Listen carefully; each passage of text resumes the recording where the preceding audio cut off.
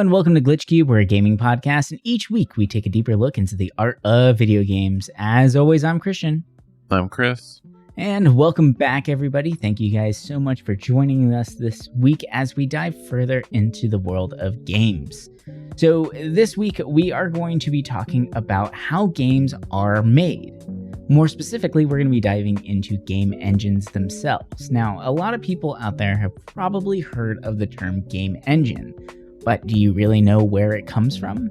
And before game engines were ever invented, have you ever thought of how games were actually made? And when was the first game engine ever developed?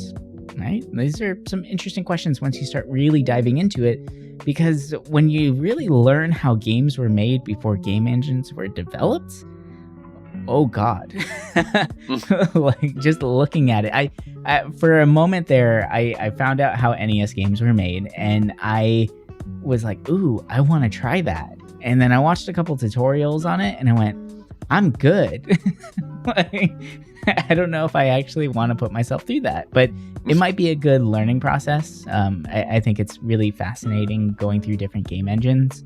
I do have my degree in game design, so for some reason, I just love playing with game engines. I like seeing how they work, how they tick, how each one's slightly different than the other ones. There's a lot of similarities, of course, right? If you want to do a 2D character, there's a lot of the same kind of movements. And even if they use their own personal scripts, the syntax is usually pretty similar, right? Because we're always following the same convention of some type of coding language. There's a lot of similarities between them, but the differences are pretty huge as well. So it is a very fascinating and interesting thing to kind of dive into. And really, this has just been incredibly inspiring for us as we've discussed making a game for quite a while now. Actually, it was the first conversations that we had before we decided to make this podcast was making a game. And we figured this would be easier. We were wrong, but yeah. But we are definitely feeling like we are at that point where it might be time to start that. It might be time to start that little adventure for us. So we have been looking at a lot of game engines and kind of deciding which one would be the best, especially for learning or getting used to the idea of making a game, which one's most approachable.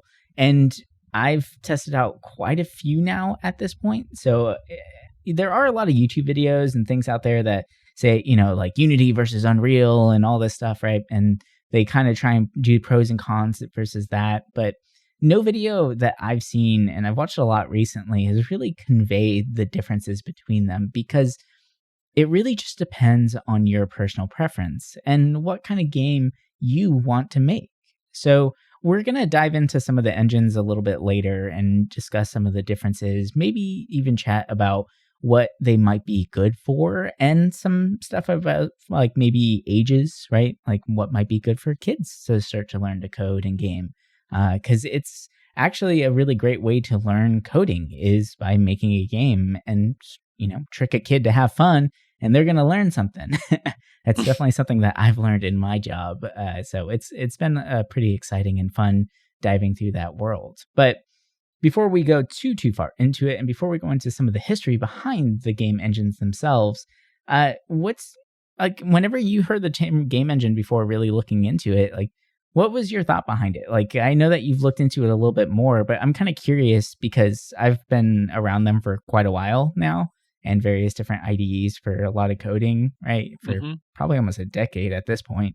But what's your look at them, or what was your viewpoint of them? So for a long time, I never really thought too much about them. Like 10 years ago or so, I feel like, well, maybe not 10 years ago, but longer than that, 15 years ago, let's put it that way, before like the 2010s. I never really thought much game engines. I always, for the most part, it always seemed like a lot of games kind of were made on their own a lot of times too, like older, like late 90s and stuff. But I was always interested in them. I always wanted to make a game, but I never felt like I was smart enough for it. I mean, now I'm motivated. I want to learn. But I think the first time I found love for it and really wanted to do something was actually with RPG Maker. Mm. I remember getting it for the original PlayStation, which sounds like the worst place to try and make a game on because, it's limited. But I thought it was so cool. Like, I never realized, like, I don't think it came out over here, but in Japan, there was an anime maker and you could actually export your sprites or your portraits from that onto a PlayStation memory card and then boot that up into the RPG Maker, which that sounds so damn cool they were able to do that back then. But That's really cool. I always, because I loved RPGs, I was like, oh, I really want to make my own. And I think I spent a lot of time on that console version, like making something. And I sadly don't have that memory card anymore and all that, but it probably wouldn't be good anyway. But besides that, I really liked it and I really wanted to learn because back then it's like, RPG Maker, for the most part, it's a lot of plug and play, which is nice. I remember, I forget the one that came out in like 2013. Let's see. I remember RPG Maker 2003, but it was, I think, VX Ace. Or it's one of those. I remember it had an X. I started to mess around with that, but I didn't really have the patience for it at the time, and I just kind of gave up on it. But I love that there was a lot more features. This was before the huge influx of RPG Maker games came out on the market. I remember 5 years ago, 10 years ago on Steam, almost every new title that you would see were RPG Maker games, which, looking at the Steam page nowadays, I'd rather take those than the horny 3D puzzling games. Yeah. But yeah, after seeing that and playing around with it, I really want to make a game. The only engine I really had any kind of playing around with would be Unity, but after seeing some of these engines and doing research for this episode, I'm like, oh, maybe I should do something different. And it boggles my mind how many, not only like open engines there are for like us to use, but like the ones that are locked behind doors, right? Like for first party companies, and then even the old engines. Like, it's fascinating how all these different engines exist. And when you think about all the games in existence, it's like, oh my God, like, I don't know, there's something so exciting about that. And like learning what engine your favorite games use. Like, it's so damn cool. Right. And the actual like library of games across all of these engines, right? It's pretty amazing to look at a game and then kind of dig deep into what game engine was used to create them, because you can start to see some reasons as to why those were chosen, right? Like, if you want amazing, impeccable lighting, you go with Unreal, but you need a really damn powerful computer to do so, right? Or if you're an indie developer that's starting up, most of the time you're probably going to go with Unity. And Unity has been around for quite a while, so it makes sense that it has become such a staple in the indie development scene. But there are so many other game engines out there that it really is just dealer's choice at that point and personal preference. Because no matter what, you can get an amazing game out of the engine if you put enough passion into it, right? Like, it's really about that. And it really shows through with the early days of game making, right? Before game engines were around, they had to use the tools that they had already. And the tools they had at that time were things like 6502, which is assembly language, right? So the assembly language is just machine language. It's how you talk to a computer, and it's a lot of binary and things like that. So the game makers of the past were all computer software engineers that just turned game makers because they wanted to do something fun and different. But the amount of work that goes into those titles is pretty insane, actually. And I really implore people to look up 6502 game design. and actually see what it takes to make just a single sprite show up on the screen. And then start thinking about animations after you've made a stagnant scene. It just kind of blows me away. And I'm pretty sure, I feel like I read this somewhere and I couldn't find it again, but from what I remember, the way that the animations work on especially older televisions, because they do a screen wipe, and then the screen is wiping, then it replaces the pixels that were there previously, and that's what creates images to make it look like things are moving, right? And now imagine that with like game development, where you're thinking about, if a player moves to the left, I have to then rewrite all the pixels from left to right, one pixel at a time. And then if they move back to the other way, then I need to rewrite it back that way too. And I need to create a loop that's going to continuously do that for every single pixel that's on the screen. And that just is a daunting experience, right? Where like, if we look at some of these other designers, like even sprite designing has become a lot easier with things like Asprite. Asprite is a fantastic program that I personally love. And it makes sprite design so much easier. But back then, whenever you're looking at a sprite, especially in the code like 6502, you're looking at numbers, and that's it. And each number, you have to specifically tell or find out what color equates to what number that display system can actually use and utilize. So then let's say you want to do Mario, right? Well, Mario is, I believe, a 16 by 16 grid. So you have to do it one row at a time. So you're having a string of numbers, like maybe it's 000 for a black. Okay. So then the next one might be like 001 for the red bit of his hat. And then you have to keep stringing those numbers together with no spaces or anything in between all that. And make sure it's all, like, the best way to do it, honestly, is to write it out as you would see it as a sprite. So you can kind of think of the numbers as the squares that they equate to. But that just becomes a huge mess, honestly. It becomes really confusing to do that kind of stuff. And I remember doing stuff like that in my very first Java class. My first Java class, we were messing around with like the GUI, or the interface for the player to mess around with your program. We call it GUI.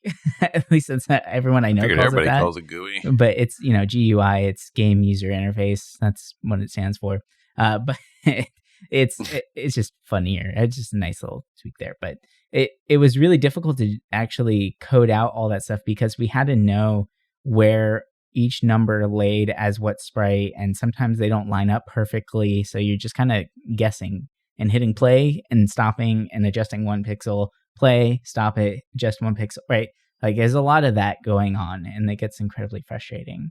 Hell no. So it's a lot to deal with. And imagine a lot of games before 1985, honestly, every game before 1985 was made in some sort of machine language format.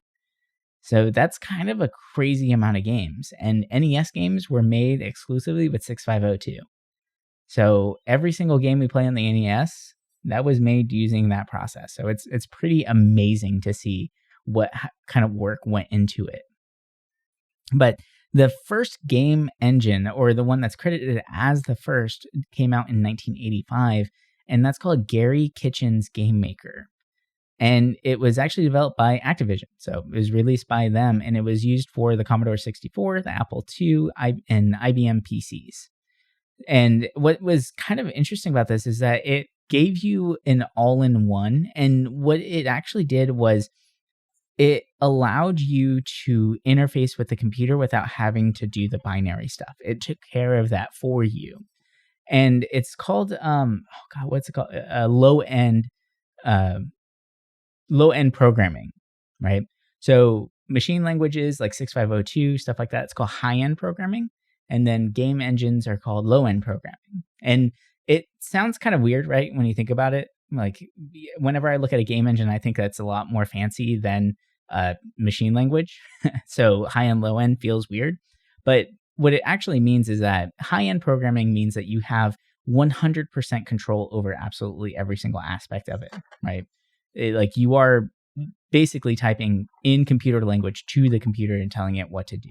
That's what it boils down to.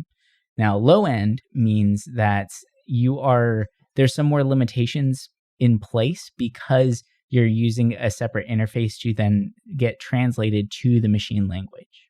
That's what game engines are. If people don't know that, they take what we want. So it allows us to easily visually see what we're trying to do and converts all of that stuff into machine language for the computer to actually understand. So that's where some of the limitations of certain game makers and game engines come up, right? And Gary's Kitchen's Game Maker is actually made up of 5 different parts, which I think is really cool that they gave this much control to game makers in 1985. So there's the scene maker for making backgrounds and graphics and things like that. There's the sprite maker to create your movable objects and your animations or your sprites, right? There's the music maker, that's for musical scores. The sound maker, which is specifically for sound effects. So there's 2 different noise makers, basically. And then there's the editor. That's where you use your actual programming and all that good stuff. And it was coded in BASIC. BASIC is, it's a tough language. I didn't really enjoy doing those classes, to be honest. I like object-oriented classes personally. It just makes more sense in my brain. But there were quite a few limitations to this. You can only have 8 sprites displayed at one time, just because of the graphical interface and the power behind the game maker itself. Each sprite and background may have a maximum of 4 colors. Okay, and the palette size was only 16. So you have 16 colors to choose from, and you can only have 4 per object. That way, the computer can actually parse out everything that you were trying to do. So we wouldn't get these gorgeous pixel art graphics that we have nowadays. And then there's only 2 stationary background scenes may be employed per game. So that the limit of backgrounds was only 2 due to memory size. And there was only 3,553 total bytes available for game resources, and that includes sounds, music, sprites, and code. So that's not that much. 3,000 bytes is very small. It's like nothing. Yeah, it's pretty crazy what they were able to do with such a crazy limitation. But, with limitations really do breed creativity. And we have seen some amazing creative ideas come out of something so limited. But it is quite fascinating to really look back at some of the original game makers. And Gary's Kitchen is a really cool one, and some awesome games came out of it. So, I mean, it kind of shows why a lot of the dungeon crawler games, right? For instance, where you're going from room to room, but a lot of the rooms look exactly the same, right? Where you can go left, right, forward, left, right, forward, left, right, forward, or just left, right, right? Like there's only those kind of choices there because there's only a limited amount of background images you can actually have. And it really did limit these things, but we still felt like we were going through some crazy immersive large worlds, which is an amazing feat to pull off. It's probably the best magic trick in the world. And I've always said that game makers are magicians, 100%. Like we use illusion to create these worlds for people to go in. Like that water probably isn't, it's not actual water. You're not really going through that, but you're going through a trigger box, an invisible box that whenever your player hits the water, then it goes into the swim animation to give you the player the illusion of swimming. Or it might put a filter over the camera to show that you're underwater, right? And there's a lot of weird things like that. You can turn the water into wine. So you are a magician. That's very true. Yeah. The greatest magician known to man. Thanks, Jesus. No.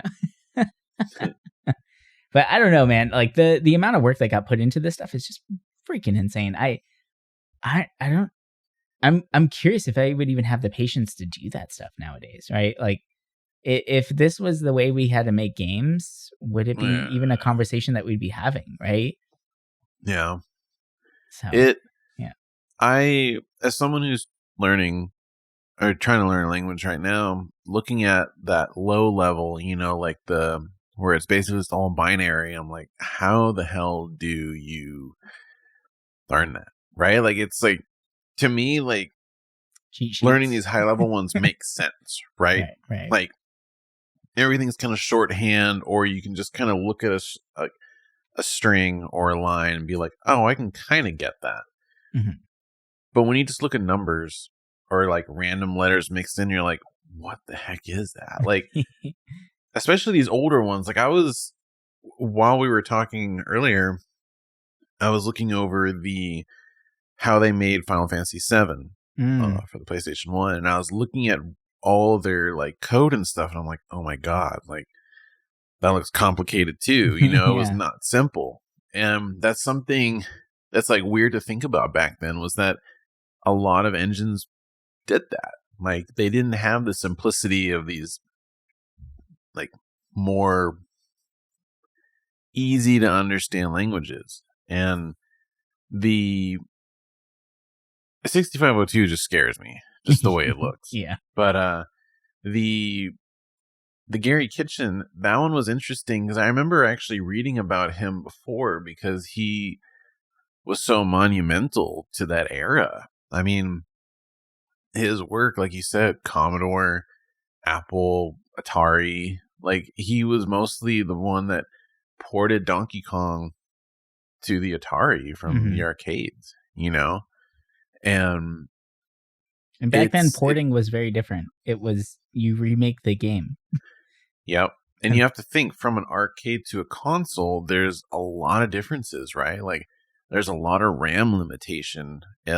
With arcades, you can stick in more RAM if you want. You can drop thousands of dollars to make your PCB just a monster. But when you look at the Atari 2600, which had very, very low RAM, let's say even back then, compared to the NES, it's kind of crazy how well even that ran back then. Like you wouldn't think such simple looking games could make a console chug, but even back then, like some games really pushed the limits of those consoles, and it's kind of interesting to think about because you wouldn't think about like an 8-bit game being like too powerful for the hardware.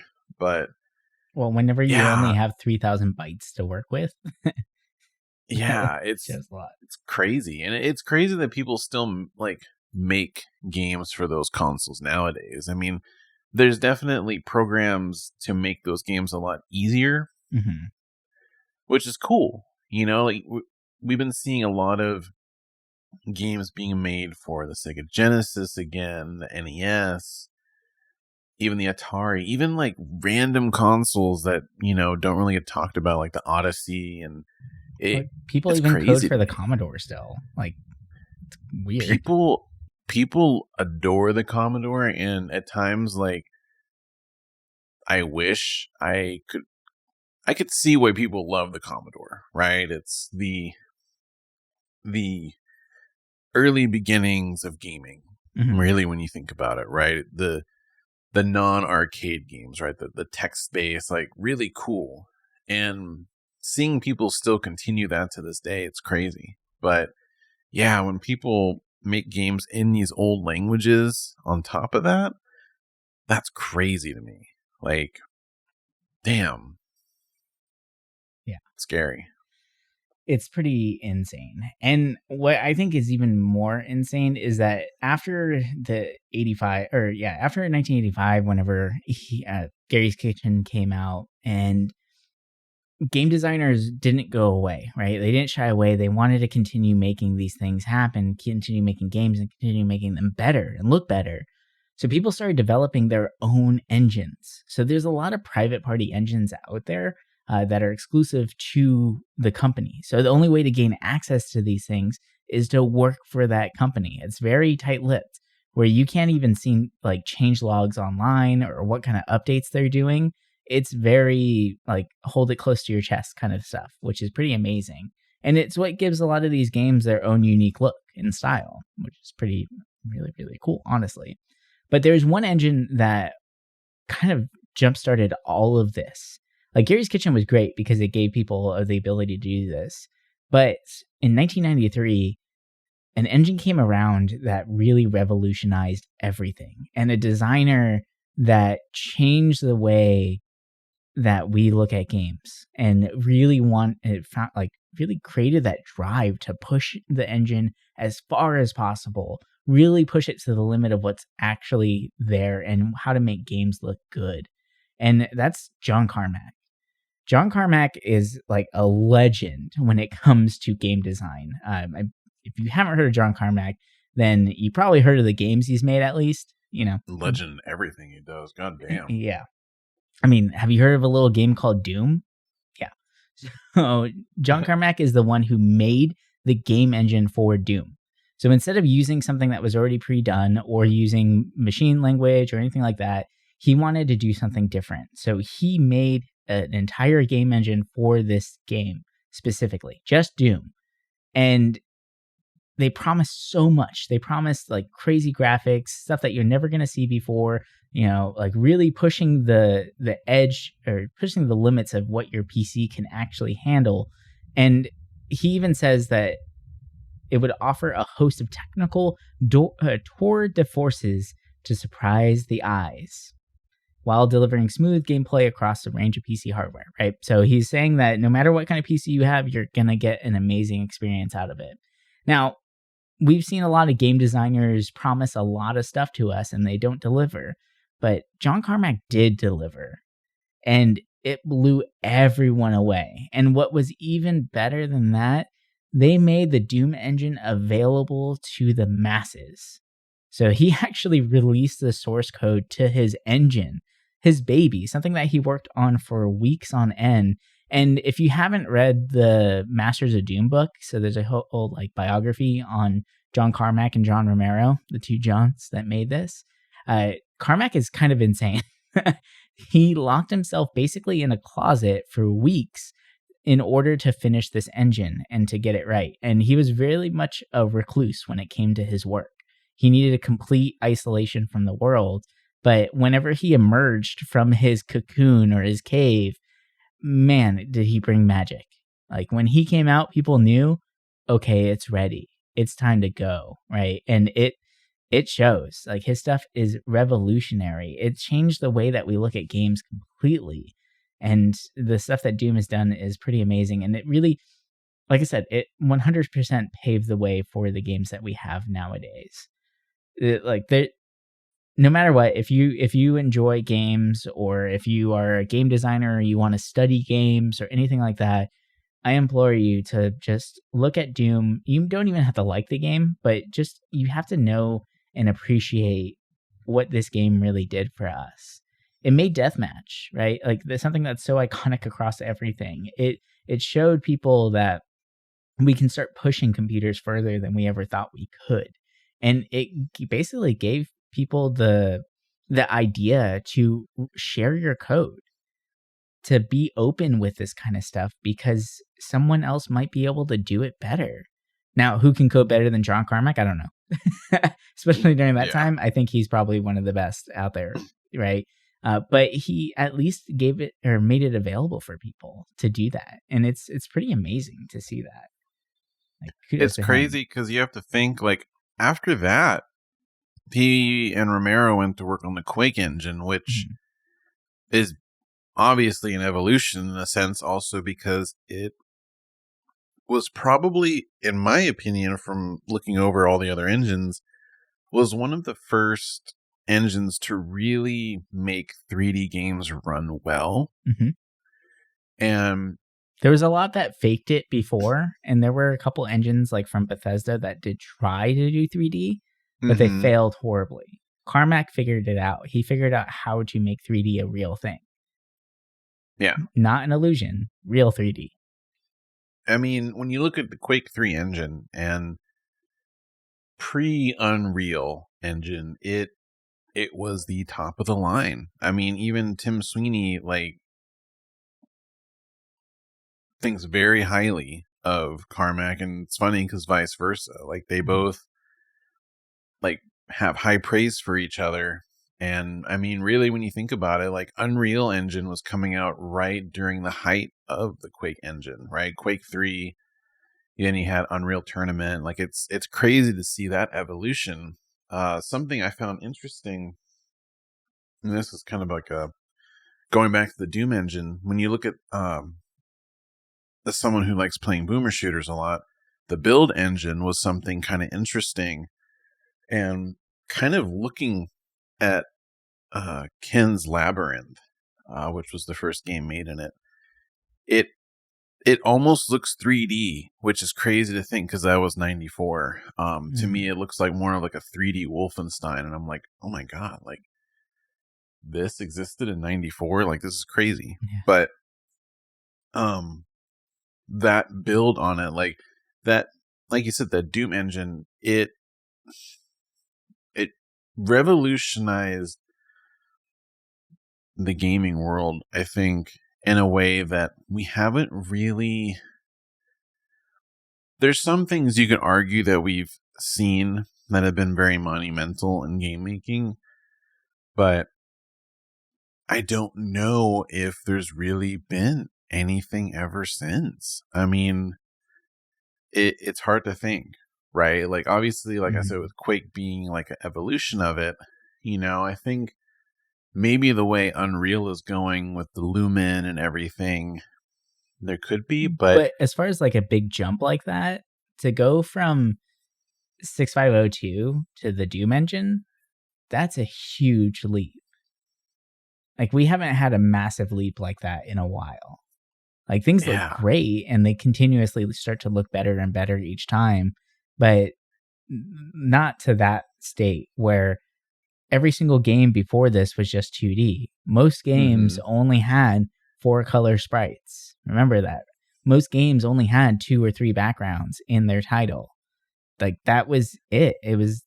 It's pretty amazing. And these engines allowed us to reuse code, which is something that wasn't actually available to us beforehand. So that's another really interesting thing too with these new development of these game engines, is that reusing code wasn't a thing. You couldn't do that because, like, if somebody made it, they probably used a different source material, a different code language or whatever. So porting it, like we said, if you port something, you have to remake it in the language of whatever it is you're designing it for. But with these game engines, we're able to now reuse code, which makes it a lot easier to make games. So it's like, that's a huge jump in gaming evolution right there. And real quick too, I don't know if everybody knows this, but Unreal Engine has become a huge thing as far as game engines go. But it's, like you mentioned, it's from Unreal Tournament in 1999. So Unreal's been around since, it was first developed in 1998, the game released in 1999, but the engine itself has been used since then, and it was for Unreal Tournament. So what's really cool about these games is that all of them are designed for one game specifically. It's just up to that developer to then say, go ahead and use this, or please do. Let's see more games in this. We put a lot of work into this, obviously. Share it with everybody. So that's where Unreal comes from. It comes from that game. So it's pretty cool. Yeah, it's, to me, that early 90s, early 2000s era of all these different game engines starting to kind of pop up. It's so fascinating to me because it was kind of like everything felt so individual compared to now, where, I mean, yes, there's a lot of engines in existence now, but to me, with the ease of access of Unreal and Unity alone, not counting all these other ones, we're starting to see like a lot of games that almost look the same, and that's why when we see one that stands out, it makes a big deal. I looked at an engine I always really enjoyed the look of growing up, just because I love late 90s and early 2000s, like polygons and the graphics. One that really stood out to me was Renderware. Oh, yeah. It started in the early 90s and was actually a subsidiary of Canon. Oh, I didn't know that. Yeah, it was like a small group that kind of branched off. And when you look at the possibilities of what they were doing in 3D back then, before OpenGL, before DirectX, it was fascinating. Like, if I was old enough to see that kind of stuff, I'd be like, whoa, like, this is crazy looking, right? Like, that early 93, like, you didn't really see that at all. But basically, their games were just PC up until like 99. Then the Dreamcast came out, and that's when they started releasing some games on there, which for them weren't too successful. But they saw their success on the PlayStation 2. And they actually have like over 100 games that they made for it. And it's fascinating because a lot of them are really big games. Mm-hmm. The GTA titles, the trilogy, right? 3 Vice City, San Andreas, the Tony Hawk titles, RPGs like Persona, the Suikoden 3, like a lot of them were made in this. And I feel like you don't really hear about that at all. And I think the biggest success that engine saw was the Burnout series. Everyone knows Burnout. It stands out because it's like one of the coolest car crash looking games, right? The particles are crazy, and it's a cool game. At this point, they early 2000s, right? Success of the PS2, they get bought out by EA under the name Criterion, which I feel most people only know that because of Burnout. But the sad thing is, right, this is the early 2000s, and EA was still at that point, oh yeah, like all these companies, they can still use renderware, like it's totally fine. They'll just have to pay the fees to EA. Well, a few months later, they cut it where only existing projects can use it as support, and that's it. And then finally, they just kind of call it quits. Mm. And it's sad because really, when you look at the height of it, that software was so flexible. Like, yeah, there was limitations. A lot of the things with it is that, it could look great, but there were some kind of performance issues with it. There was a lot of good, like, depth of field. And around that time, Unreal was really picking up. I think Unreal 3, like, just started taking root. And EA shut down renderware and Criterion, and in turn started using Unreal Engine 3, which was the fear that, they were going to take over with that. So it's kind of sad, even though like there's some Criterion that still exists in EA, like the teams, we're just never probably going to see a real Burnout game again, anything like that. But yeah, like it's kind of crazy how they just kind of got taken off the market. Oh, the crazy thing is, right, the hardware is still kind of being used by, I don't want to call it a metaverse because everyone hates that term, a 3D social space, right? Like Second Life, VR chat.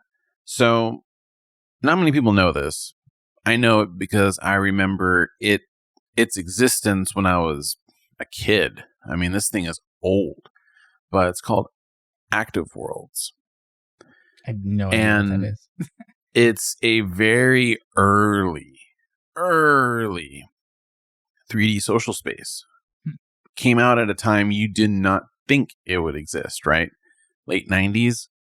What the hell is this? But if you really, like, anybody out there that's interested in that kind of like 3D like just worlds, look it up. It's fascinating that existed back then. They had models to make that system work. Like, it was its own engine back then, but nowadays they use old renderware technology to kind of help support it. Basically, it was Second Life, but you can create all your assets, objects, you have your own world. Like, it's a very fascinating place that still looks like it's stuck in time. And one last little tidbit, which is kind of cool. The main hub world and some of the servers that still exist for it are untouched. So things people made over 20 plus years ago still exist there. Because the only way those things can get deleted are by the actual user. So it's kind of cool looking at it because it's like a little piece in time that's just frozen there, right? Like, until those servers or whatever it's on gets shut down, like this piece of early pre-2000s internet culture and life, right, in a virtual world still exists. And it's such a fascinating thing to look at because you're like, damn, like it's hard to believe something like that existed back then. But I know I'm starting to ramble on this, but I just thought, I don't know, it's such a cool damn little program out there. But yeah, That's a really cool time capsule, honestly. Like, how amazing would that be to, 20 years from now, look back, log in real quick, and be like, is that still there? Oh it's my crazy gosh. that it's still there. Yeah. Like, I'm like, what? That's amazing. I love that. All right. So there are a huge library of game design or game engines out there now, right? But like we said, Unreal is kind of king at this point in 96.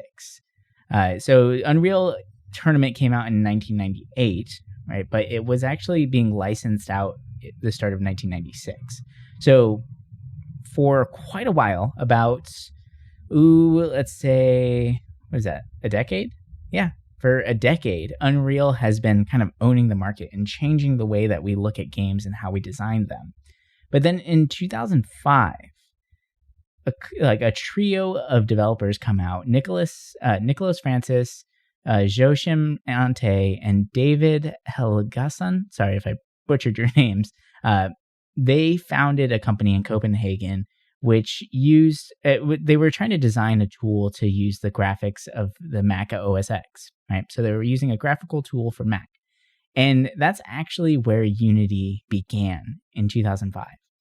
And it actually won an award for best use of Mac graphics for that year, which is pretty amazing to think about, right? So for all of game development, even now, everyone's like, oh, Windows, right? And Unity even works better on Windows, but it was originally designed for the use of Mac. And Unity has such a huge, I don't know, it's weird. Unity has found a way to integrate into almost everything, where even it's being used in like AutoCAD software, Maya, and 3D development. Like, you can use Unity in almost every single way that you want to, which is really cool. But one of the big things about it is that while Unreal was being licensed out to AAA developers, so there was a pretty big premium that you had to pay, and any profits that you made, you did have to kick back to Unreal Engine. Now, Unity comes around and basically gives a free platform for everybody to make games and just enjoy the process of making them. So that's where we start seeing this huge boom of indie games coming out. And just 5 years later, Unity 3.0 comes out, and that featured Android support and advanced graphics, a little bit better of a UI, some technical upgrades. And that's when we start really seeing a huge, huge explosion of Unity games, where even now, you can just go across Steam and you're probably going to find a million. Most of them are probably Unity games because it's free to use. It makes sense. There is a paid price that you can use for the pro stuff, for some exporting things. But if you want to get your hands on it right now and just use it, it's a great tool. And it's actually the one I use primarily in school was Unity. That's what I learned on.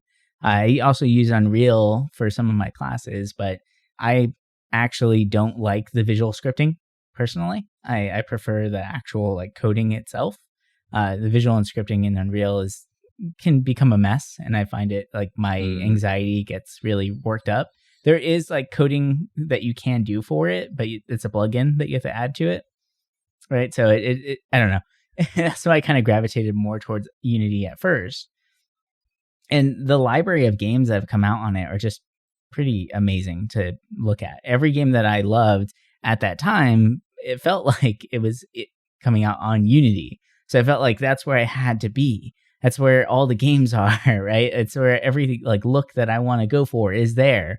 But if you look at it, I mean, you can do the same things in Unity that you can in Unreal. It just might be a little bit more difficult to get some of the lighting stuff that Unreal can harness, but it is possible, right? So there's some really cool stuff there. But now I know that Unity does take a cut for development, right? Like if you make money off your game, you do have to pay Unity back and all that stuff. Like there is that kind of process in place, but that's typical for most game engines. You're using a product, so of course you need to pay your credit to that product. It makes sense, right? But real quick here, I'm just kind of curious now. We've gone through quite a few game engines right now, and there is such a long list of other game engines to talk about. Oh, actually, before I ask this question, I forgot to say why they're called game engines, and I think it's kind of funny. So remember John Carmack, the guy who basically revolutionized this whole thing? Well, he was a car fanatic. He loved cars. That was another one of his big passions. And he always said that an engine is the heart of a car. It's the thing that gets it moving. It's the thing that gets it going. Well, game engines are just that. These development tools are the heart of the games. So they actually, or Carmack, or both the Johns, John Romero and John Carmack, coined the term game engine. And that's why we continue to use it today. So they are plastered all over gaming history, 100%, which is pretty amazing. It makes them even more epic than what they originally are. But out of all the game engines that we've been talking about, or the ones that we haven't discussed yet that we've, talked about outside of the show, which ones really speak to you? I'm kind of curious about that, coming from an outside perspective. Quick little subversion, but I just gotta say this for everybody out there. When you played Flash games back in the day on Congregate or Newgrounds and it had the intro Unity, you knew you were getting some good shit. That's true. It's true. Yo, I loved it. Even though my computer would be like, whoa, it's starting to chug, even though it's just a Flash game, but I'm like, damn, it looks so good.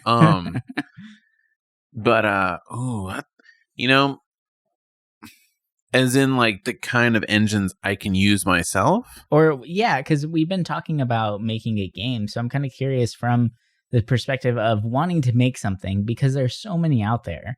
Like, we have so many to choose from, and most of them have a free version to just jump in and start playing around with.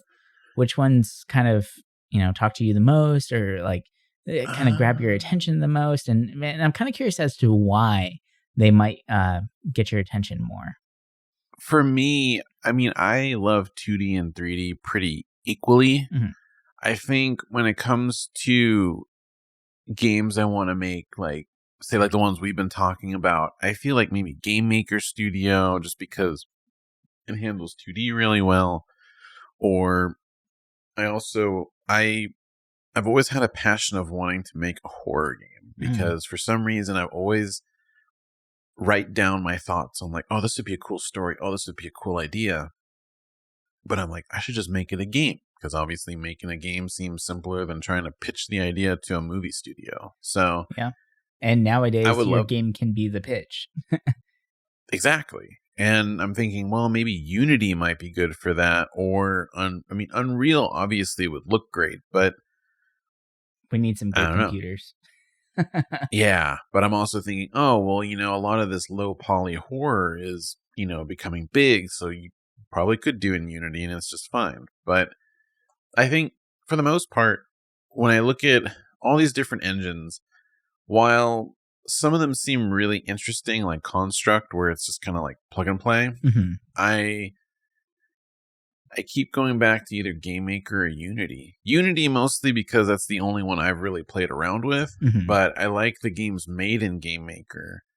And everything that I've seen about it seems very intuitive as well, compared to some of these other ones that I'm just like, what the hell's going on this screen, right? Yeah, it's tough to really, like, nowadays, because there's so many, it's almost difficult to just get started. And there's a rabbit hole of YouTube videos to go down of what game engine should I learn? Which one should I use? And really the best answer, honestly, is which one looks the best to you. Which interface makes the most sense? And then just kind of run with that and see what happens. Or ask yourself, what kind of game do you want to make? Do you want to just learn an engine? Well, there's definitely a lot out there for you to choose. Or are you really trying to make a huge AAA game that looks freaking amazing and perfect lighting, all that stuff right out the bat? Well, then you might want to invest in Unity. And by Unreal. And by invest in Unreal, I mean get yourself a really good computer, because it runs really difficultly. The computers I have at the Y currently, they don't work very great for Unreal. I tried. I can get it running, but damn, it doesn't look good. So you really need a good computer for that. Now, Unity is a great starting platform, I would say. And if you're looking to learn like C++ or C Sharp, like it's a great tool for that. And it will get the job done, honestly, and it'll do it very well. And the user face is rather intuitive, right? It's not too hard to grasp. And there's a lot. The biggest thing with Unity, I would say, is the the people that are sharing their ideas, right? The community of Unity is massive.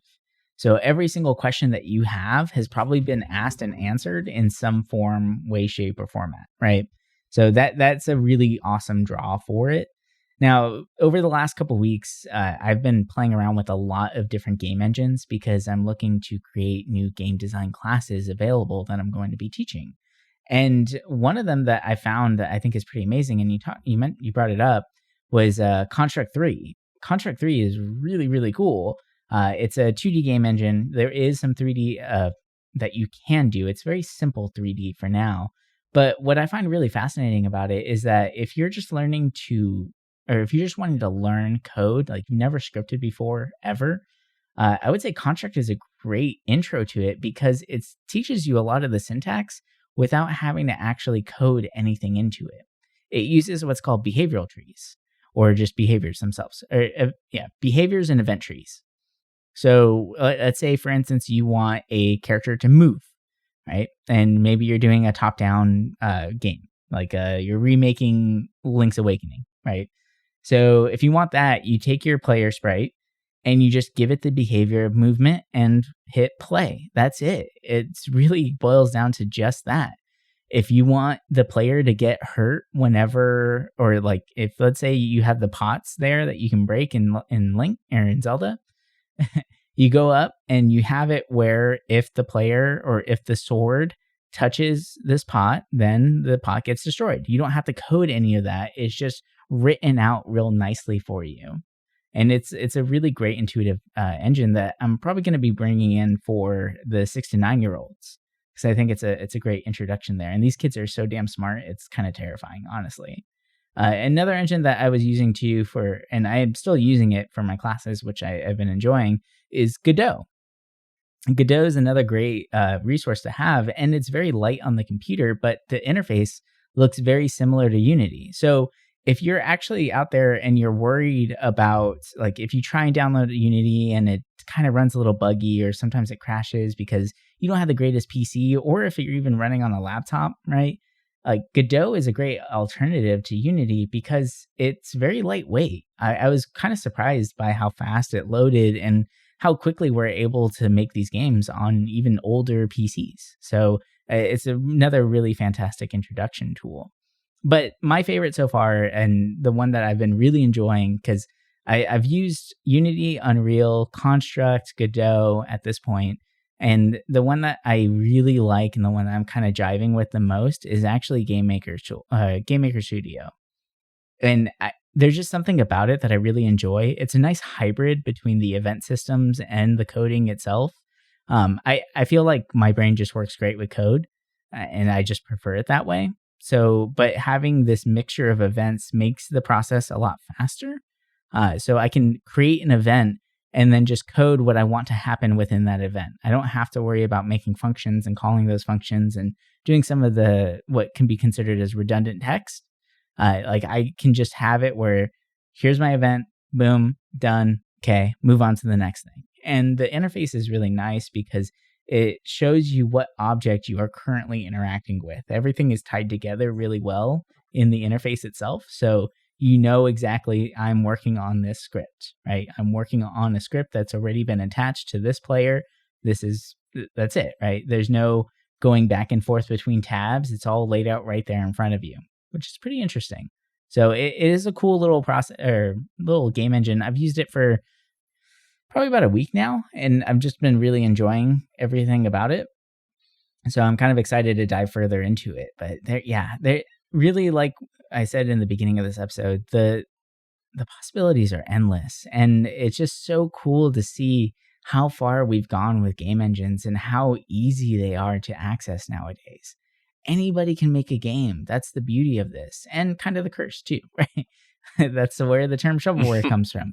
Since everybody can make a game, everybody's making games, and a lot of them aren't that great. So we kind of have to fish through some of the bad ones. And a lot of games that get published might just be someone's project they worked on over the weekend, and you're kind of expecting a full game, but really it's just them learning how to use this engine. And maybe it's a great stepping stone for them to get a career in the field and make something amazing, but this is just their stepping stones. It's their portfolio, right?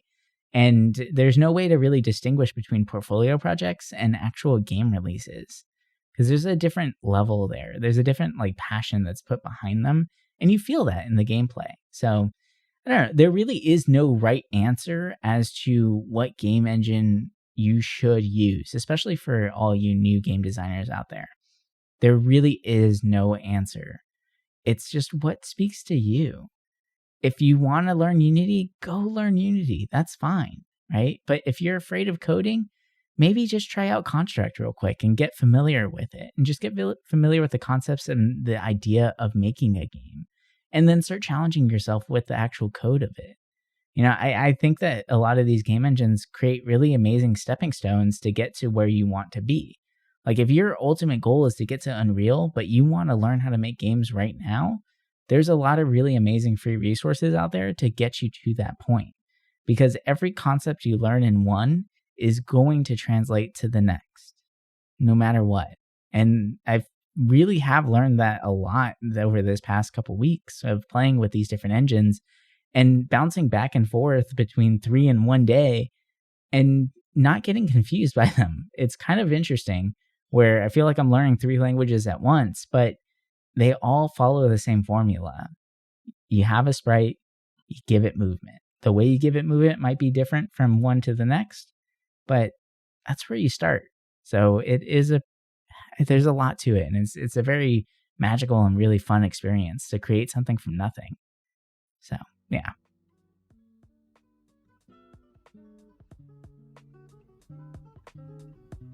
All right, well, I think that's going to do it for us this week. Thank you guys so much for joining in and listening to this week's conversation. And honestly, what's your favorite game engine? Or maybe take a look at some of your favorite games and start diving further into what engine they actually use.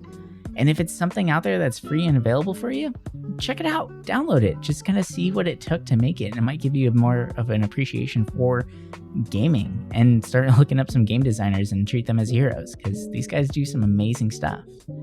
But yeah, anyway, we're going to talk to you guys next week with some more amazing games, more concepts, and all that good stuff. But until then, bye for now.